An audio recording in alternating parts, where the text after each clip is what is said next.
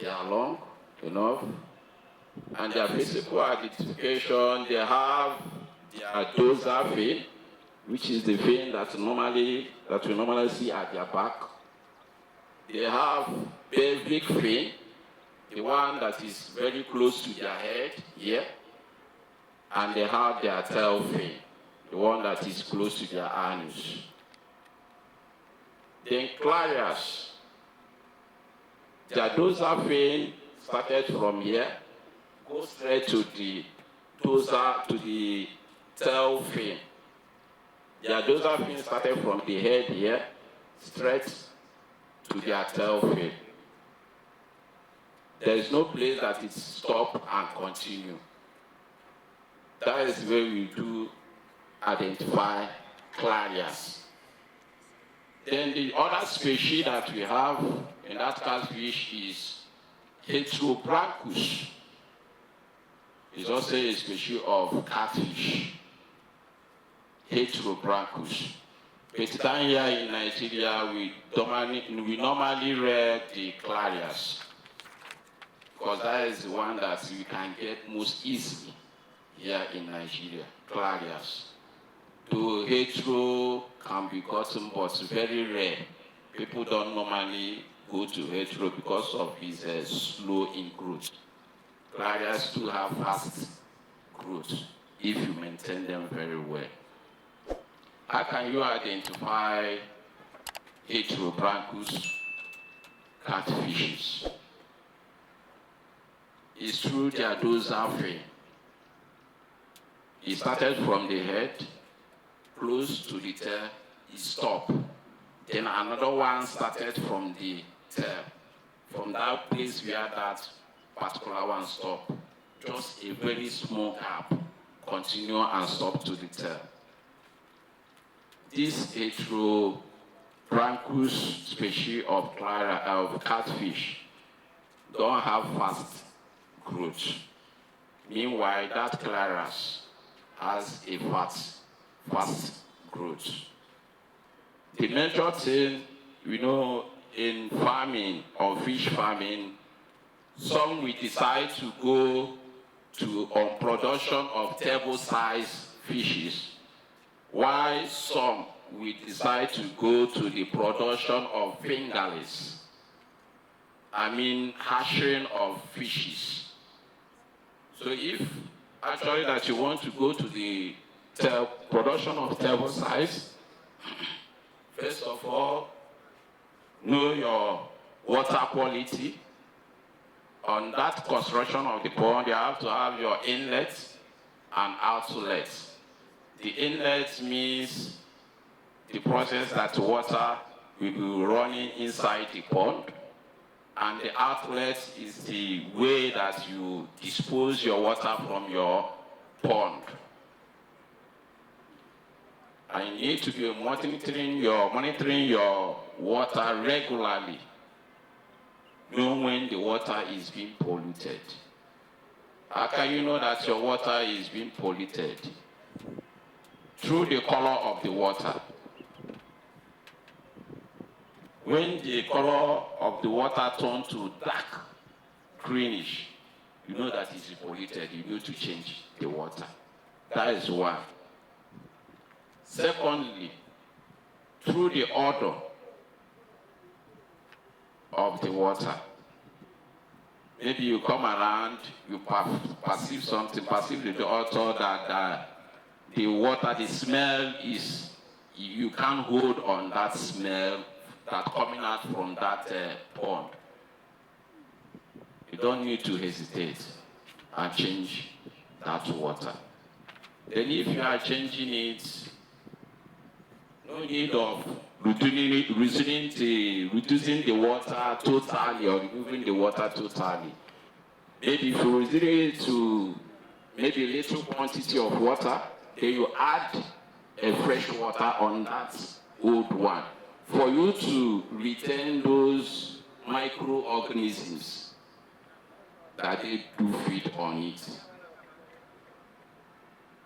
So that is the management of water. Then let's come to the hatchery part of of fish farming.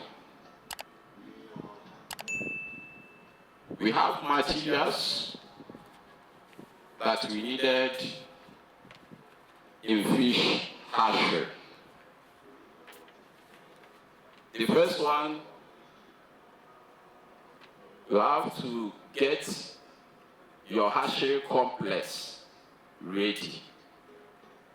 Inside the hatchery complex, you constructed your hatchery ponds. They are not much bigger, they are very, very small ponds inside our hatchery ponds. Why we build hatchery complex is because of the weather. And the hatchery have a season that you can hatch it and you get a good result. Down here in southeast and south.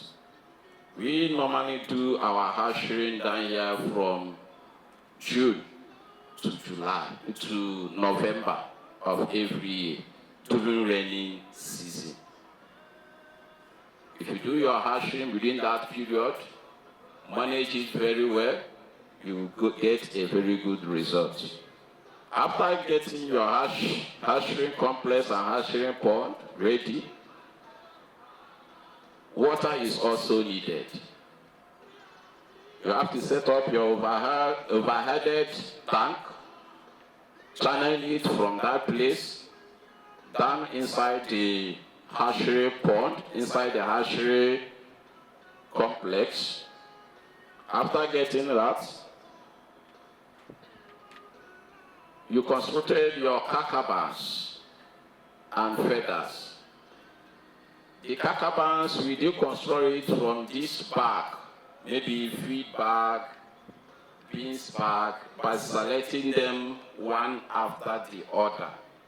You get them, they will just be in single. After you selected them together, you head them at the bottom, then tie it there.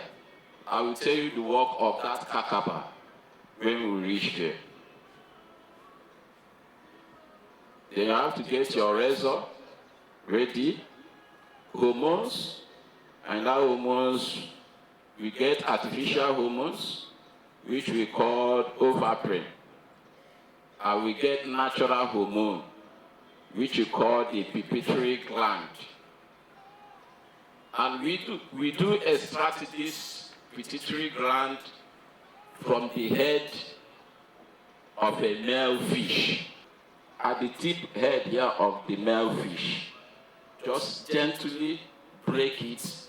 You will see very tiny something that look like stones, small stone. It's a hormone. I will tell you the work of it.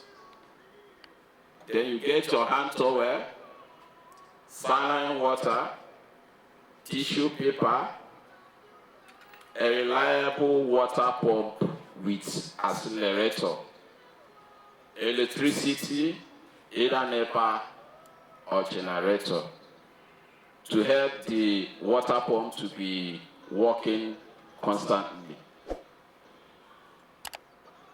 The major one in this hatchery is for you to get the broodstock. What we call the broodstock is a matured female and male catfish. At least the fish have to be up to 8 months of age and above. 8 months of age and above. You know that is due for hatchery or for brooding. Then how can you know that a fish is good for brooding or for hatchery? For the male, let's start from the male catfish. We have their genetic, we call it genetic papilla, their testes. Used to be below their abdomen here. The male one used to be very small but very long like this, just show up itself at the lower abdomen if you turn the fish upside down. While the female one used to be round at the lower abdomen. Then for you to know that the male is ripe and ready for hatchery, at the tip of that genital papilla,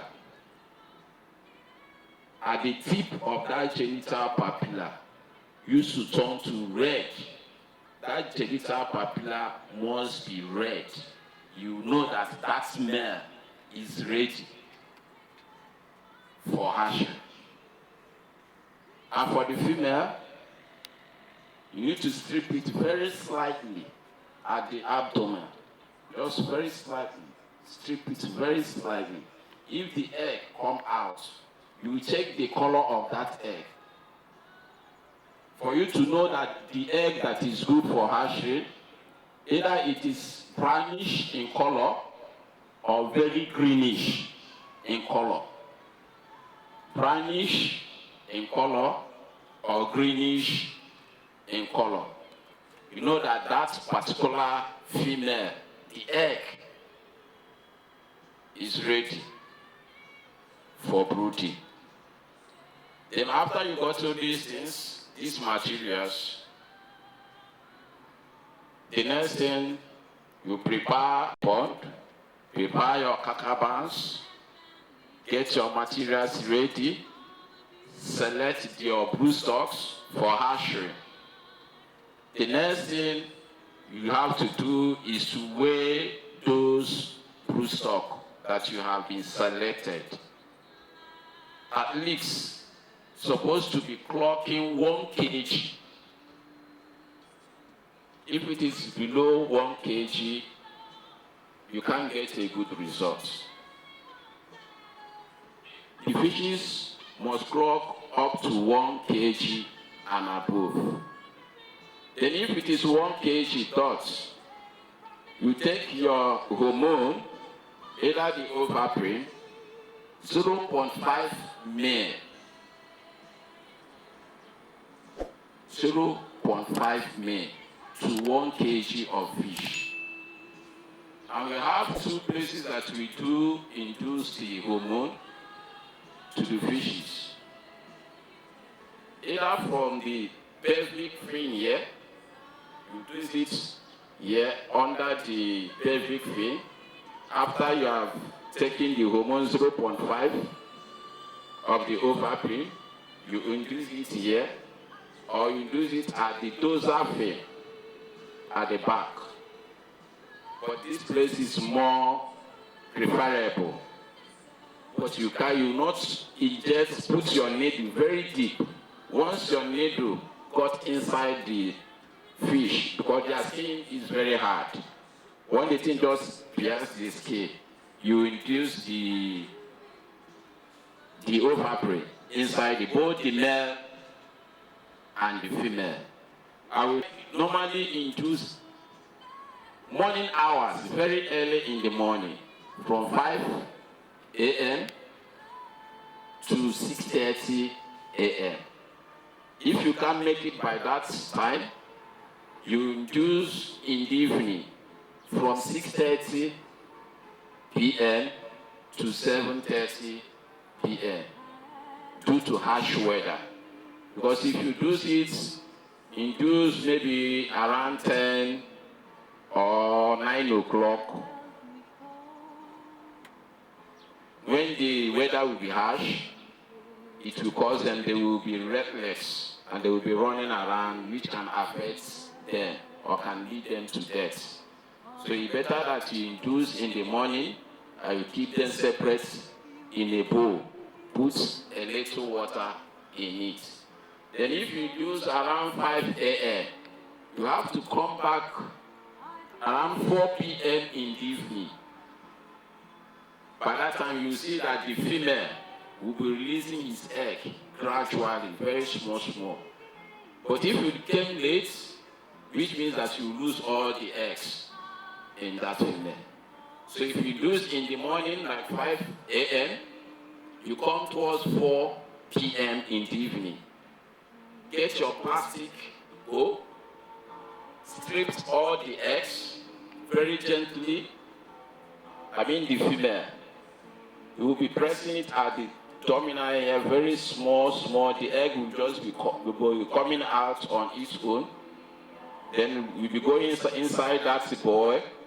Once that you see that blood is gushing out, you stop.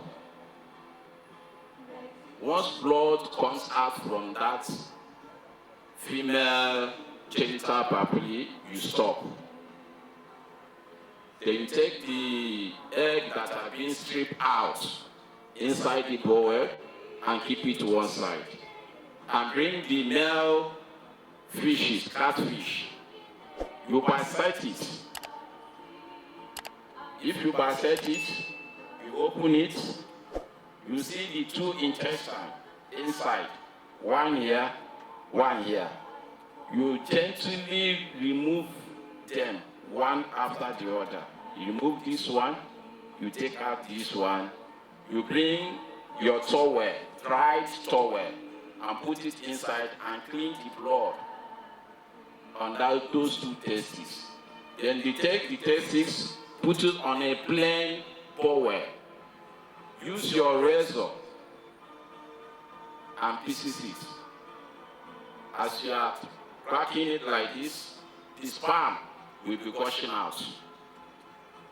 You keep on piecing them, the sperm will be gushing out, you keep on piecing them, and if you see that the sperm has come out finished, then you take it, put a little quantity of that saline water solution in that sperm that you have brought out. Turn it with a feather, chicken feather, or a plastic rubber spoon. Turn it very well, and you pour it inside that egg that you have stripped out from the female. Then turn it, make sure that you turn it very well. While doing so, you are fertilizing that egg with that sperm.